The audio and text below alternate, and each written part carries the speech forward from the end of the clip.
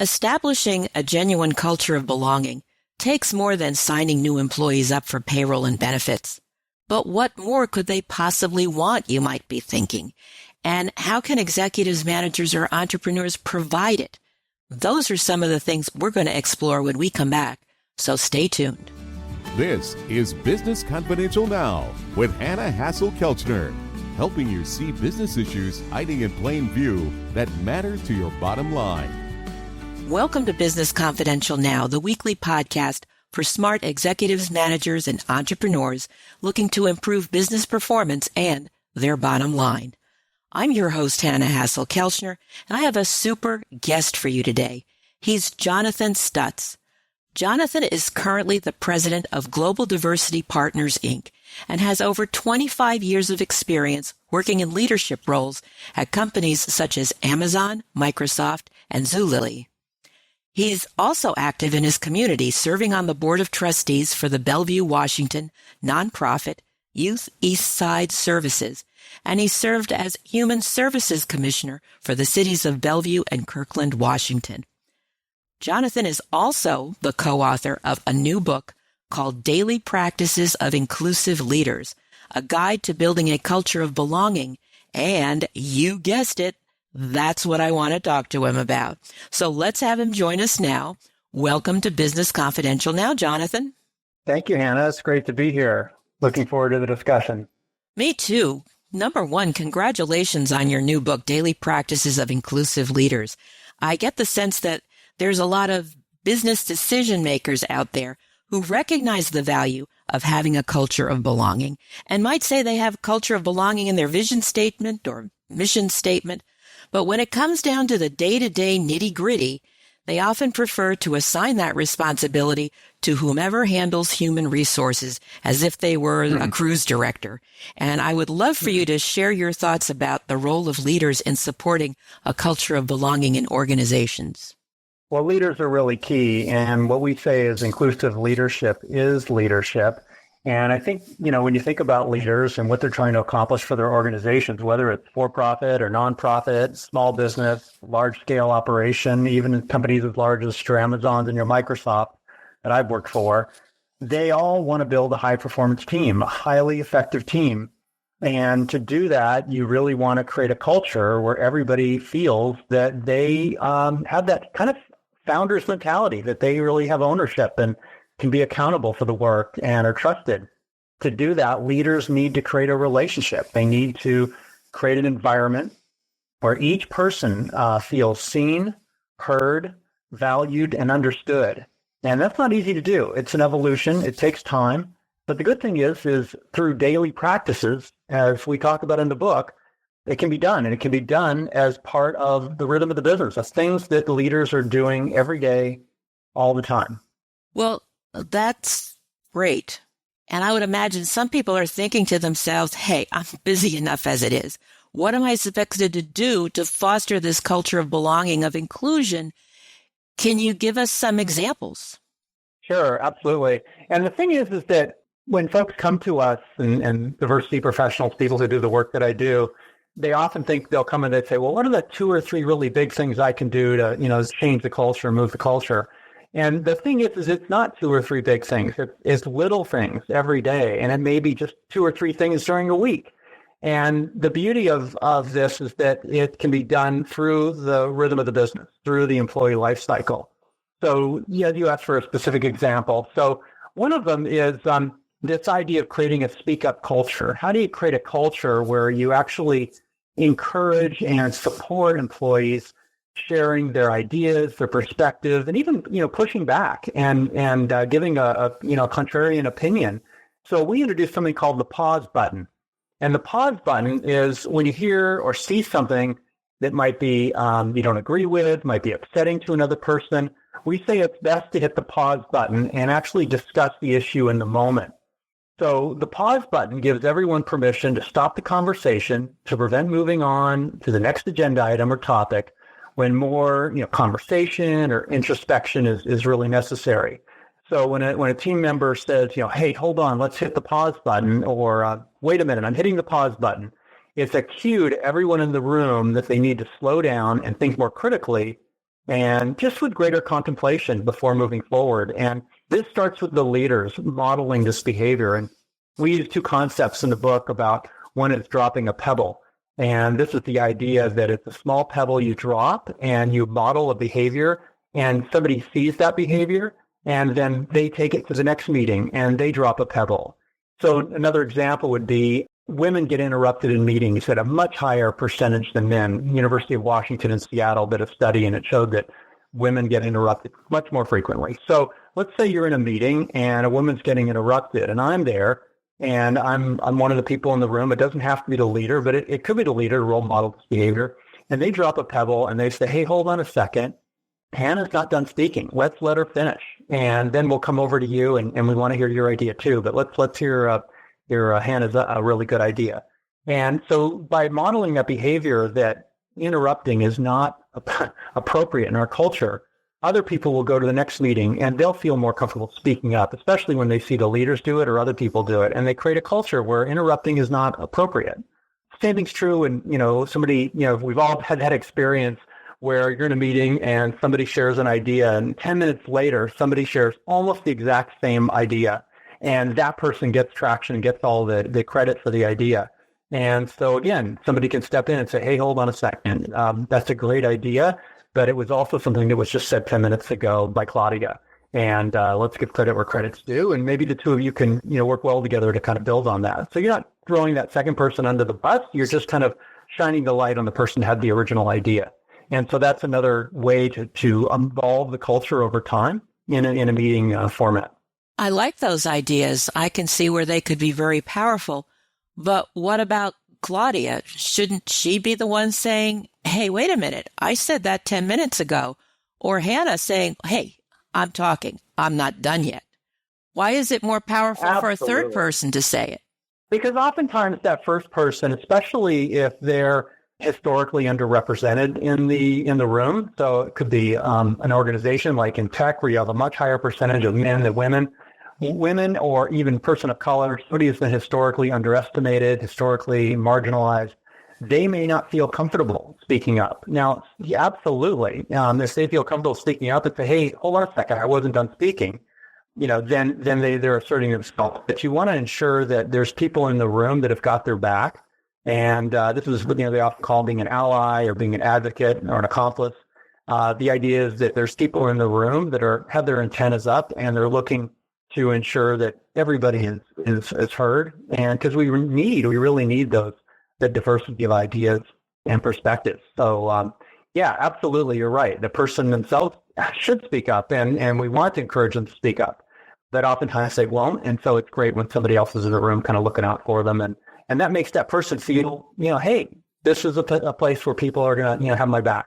And that encourages that culture of where people want to stay. They want to grow in their careers. They feel like this is a place they can achieve their own personal goals and aspirations.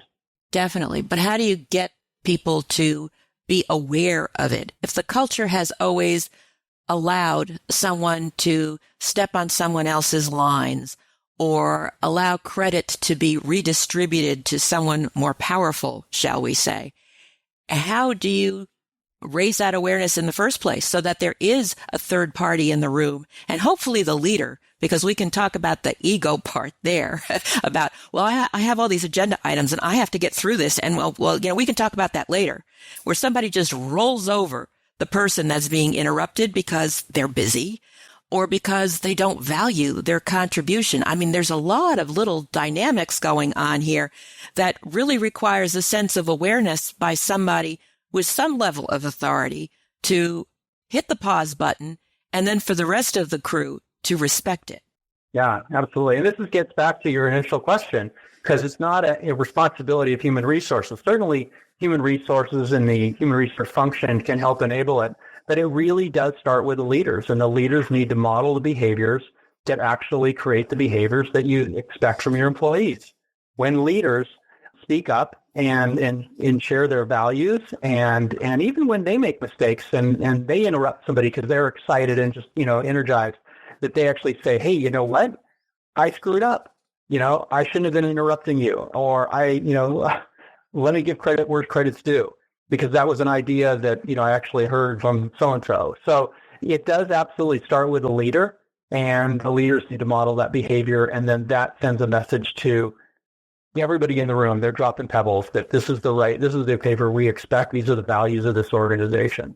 And one of the most powerful ways to create the connection with employees, so to your point, employees feel that they are safe speaking up and saying, hey, I was speaking, or that was my idea, or pushing back, is the one-on-one meeting. So this is another daily practice. We take for granted the one-on-one meetings that managers have with their employees, and I think it's a massive opportunity to create connection with employees.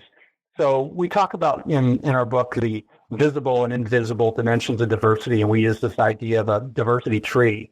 And the leaves and the branches represent the visible dimensions, and these would be the things you see when you meet somebody, whether it be their gender, their race, their physical abilities, how they dress culturally, right? And then there's these invisible dimensions, the things it takes time to get to know somebody at a deeper level. Could be their education level, could be their military experience, could be their values, there could be, sexual orientation, lots of things. So we encourage managers when they're meeting with their employees to get to know their people at a deeper level and not just use the meeting to go through an agenda of status on projects, but actually get to know them and what they're challenged with, what they're struggling with, and even using it as an opportunity for the managers to be vulnerable to share what they're struggling with and ask their employees for feedback or input or ideas. And so this is a great way to create connection with employees, is using the one-on-one. And we say, it doesn't always have to be in the office. Take a walk around the block or go for coffee or lunch and see how they're doing in their personal life. How are you doing? How's things going? I want to make sure you're getting balance between the workload you have and your responsibilities outside of work. Just showing you care and having empathy. Because we say that that managers who demonstrate empathy, that's the path to inclusion. And then being an inclusive leader is a path to creating this culture of belonging. But it really starts with the leaders demonstrating empathy and caring for their people. And then that'll show up in those meetings where they can they feel like, wow, my manager gets me. They've got my back, and I feel comfortable speaking up because I know they're going to be there for me. I can definitely see how that trickles down, and those are all certainly very useful tips. There are situations where a new CEO comes into a company, and maybe it's a mid-sized company, maybe it's a bigger one, and they realize that there's a level of toxicity associated with the in-group and the out-group, where there certainly could be a benefit to having a more inclusive environment. Where people feel like they belong because maybe the retention levels aren't where they would like them to be, and people are walking out the door saying, hey, this is just not a good fit. Then that's kind of code for I don't belong here. And it really has anything to do with they're not paying me enough. It has to do with all of these other, relationship factors. And so the CEO is open-minded, but a lot of the senior management that's already there, they're still old school. They're still of a different mindset. How do you approach a situation like that?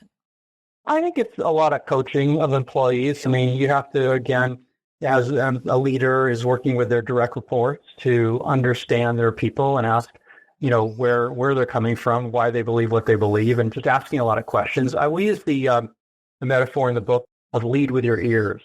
And I think a lot of leadership is listening and getting to know your people and where they're coming from and where their perspectives are, because that in-group, out-group, and that toxic environment can really undermine the performance of an organization. We encourage employees to spend time with people different from themselves so they get to know folks. They often say the little phrase of like, what's similar is safe, what's different is dangerous. And yet we know from the business that, different actually brings new perspectives and ideas. And we're dealing with some of the most challenging problems in business today. You think about artificial intelligence and the challenges of security and privacy and even bad actors misusing the technology. These are really tough problems. We call them adaptive learning problems where no one person has the answer. So this in-group, out-group culture is really going to undermine our ability to solve these adaptive learning problems where we really need to work as a team and coalesce. So, sometimes, I mentioned the dropping the pebbles concept and the other one, there's two, and the second one is this idea of rocking the boat. you want to rock the boat and drive change in the organization, and you want to rock it really hard, but you don't want to rock it so hard that you knock yourself out of the boat. So you want to work within the cultural norms, but you also want to drive that change. And like I said, create a speak-up culture, drive the values you expect, model the values you expect as a leader. But then there are times when you want to rock the boat so hard that you sometimes have to knock some people out. And if you have some folks that can't adapt and change to the new culture of a culture of belonging after working with them, for extensive period of time, or their behavior is so inappropriate and toxic, sometimes you do need to knock them out of the boat. Another daily practice we talk about is this calling in versus calling out. And we all know, calling out. You call somebody out when they do something really inappropriate. Sometimes that's the right thing to do, because if somebody says something that's really sexist or racist or anti-Semitic, totally inappropriate and really, almost a cause for in some ways it is a cause for termination. If you're in a meeting and somebody, says, a really inappropriate joke or makes a comment, sometimes it is appropriate to model the behavior to say, that isn't okay here. That is not okay. You need to apologize and really call them out. But there are other times, and this is a judgment call by not only the leader, but the people in the room, is to call them in. Because sometimes it's appropriate when people are creating that in-group, out-group culture with what they say and how they behave and who they call on and who gets credit, who's mentored, who's coached. Sometimes just, being diplomatic and educating folks in the moment is also a great way. So calling them in and helping them, lifting them up and helping them seeing a different perspective from what they're seeing can be really valuable as well. And that's good in person, in a meeting, but it also can be very valuable just going to their office afterwards and saying, hey, help me understand more about that comment you made. I'd like to understand it better. And then slowly guiding them to see how it's impacting. We talk about intent versus impact in the book. People often have really good intentions, but the impact of what they're doing is really offensive to somebody and really hurtful. And when you have that, it can be demotivating. It can hurt the employee's loyalty, their ability to just want to stay with the company. And so that needs to be dealt with in the moment. And so we use this concept of calling in versus calling out, and using your judgment to know when it's appropriate to call somebody in, or it's so inappropriate you need to call them out and model that behavior. And doing that is actually another pebble you're dropping to model the behavior, that type of behavior, that's not valued here. And in fact, it's toxic, and we're not gonna stand for it. These are all great tips, Jonathan. I really appreciate them. Wondering though, because, for somebody in a leadership position to sort of shift gears and embrace inclusion the way you've outlined, and it's just, I think it's a little bit like undertaking any kind of new program or developing a new habit, whether it's exercise or eating better. It's a shiny new object, and we start off with good intentions, but it's so easy to slide back into old habits and basically stop nurturing that culture of belonging that you really want to or intend to. What do you recommend to keep people on track? There's several really unique things about the book, and one of them is that we've organized the book. The first half of the book is set the foundation, where we talk about the inclusive leader has heart, they have courage, and they have wisdom. And we go through that, heart is about having empathy and compassion, and we talk about that. And actually, we lead each of those first foundational chapters off with a profile of an inclusive leader. So it's very practical down there. These are people we know, we've worked with, and they come from small business, they come from a large business. And the second half of the book is actually organized by the employee life cycle. So this makes it super easy, and that's why we call it a guide, is that we expect this book to be on leaders' desktop, dog-eared and Post-it notes in the different pages, because it actually goes through the recruiting stage, and then hiring, and then talent development, and talent management, and promotions. And then, so you can literally go, when you're working, let's say in recruiting, you can go to that chapter and find specific intentional, easy steps you can do as part of your job. So it's not a heavy lift. It's not added to, leaders' already busy plates. And so it makes the practice. That's why, again, we call it a practice. Daily practices, a routine. It's something you go to and regularly. And like any muscle you're building, If you're doing it on a daily basis, you're going to get stronger, and it just becomes habitual. It becomes a habit. It becomes something that you just do. Tying it to something you're already doing. The studies have shown that if you want to begin a new habit, you tie it to an existing habit. So if you're doing recruiting that you're already doing, you can add these steps to, how do you, like one example would be in recruiting or let's say the hiring process. This is actually kind of the transition between the two, is when you're bringing candidates in for interviews and you have a panel of interviewers to ensure you have a diverse interview panel. So this does a couple things. First of all, it helps for better decision-making. You'll get better candidate acceptance rates. And what happens is the candidates that come in, they see that diversity. They say, oh, I see, especially if you're bringing in, women in an organization that's underrepresented with women or a discipline that is, or less people of color. If they see somebody like themselves as part of the interview panel, they feel like, oh, this company values diversity, or they have people here that look like me. So I feel like this is the place I'm going to fit in. I'm going to be comfortable working here. So diverse interview panels, easy thing to do, just to ensure that you have that diversity of folks on the panel that are doing the interviews can be super valuable. And that's again, one of the daily practices that people can easily implement. Good. That second part of the book sounds really great as far as an individual guide and tying it to the employee life cycle. That's important. It really is. What are some mistakes that you've seen leaders make when trying to be inclusive and establish a genuine culture of belonging? I think one of the things that companies will do is they'll often start off with thinking, oh, we need to publish a equity statement on our website to state our values. And that actually can be, or doing a lot of outreach on social media about their commitment to diversity or to inclusion or building this culture of belonging. And it's really best to focus on substantive work, to actually do the work. And that's why in our book, we call it inclusion, diversity, and equity. We really intentionally prioritize the I and focusing on inclusion, because if you think about it, when you have people to your home, Hannah, you might do some cleaning first, or you might cook some good brownies or cookies so the house smells really good, or make some good for your specialty dishes that you like to make, or, so when people come into the home, they feel welcome, they feel it's a warm place, that they're safe and can be themselves, and they want to stay. Focus on inclusion first, because the home is very much like a company. People come into a company and they want to feel safe and welcome, and they want to feel like this is the place that they want to stay and be, that they really are supported there. When you don't do that, a mistake people make is they focus on, these what they call performative diversity, which is like the public statements you make, but there's nothing, under the covers once you pull back and look at their metrics or what their programs are doing. And if you're focusing on just hiring and recruiting diversity without focusing on inclusion first, they come in through that front door, but they go right back out the back door. And we call that a leaky bucket. And that'll show up in the metrics that, yeah, you're really good at recruiting, underrepresented groups or just the diversity of talent from around the world, whatever it might be.